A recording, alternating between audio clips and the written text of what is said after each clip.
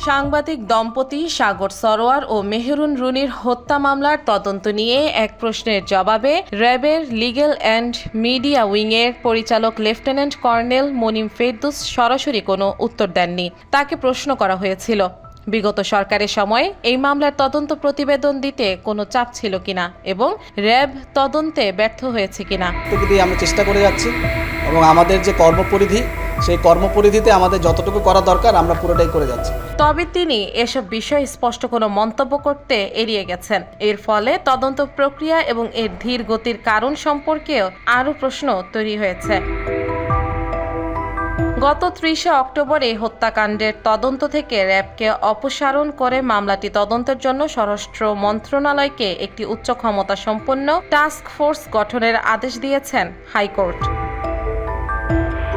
হাইকোর্টের এই আদেশের পর র্যাব মিডিয়া সেন্টারের আয়োজিত এক সংবাদ সম্মেলনে সাংবাদিকদের প্রশ্নের জবাবে লেফটেন্যান্ট কর্নেল মনিম ফেরদৌস বলেন, তদন্তটি আরও বেগবান করার জন্য হাইকোর্ট মনে করেছেন আরও অভিজ্ঞ লোক দরকার। যারা এই ধরনের কাজে পারদর্শী তাদেরকে অন্তর্ভুক্ত করে টাস্ক ফোর্স গঠন করতে বলা হয়েছে। এতে যদি র্যাবের কোনো সহায়তা লাগে আমরা যে কোনো ধরনের সহায়তা করতে প্রস্তুত আছি। সাগর রুনির হত্যা মামলা তদন্ত প্রতিবেদন দিতে বিগত সরকারের কোনো চাপ ছিল কিনা এমন প্রশ্নের জবাবে র্যাবের মুখপাত্র বলেন, তদন্তের জন্য আরও অভিজ্ঞদের দিয়ে টাস্ক ফোর্স গঠন করা হয়েছে। NY Bangla news.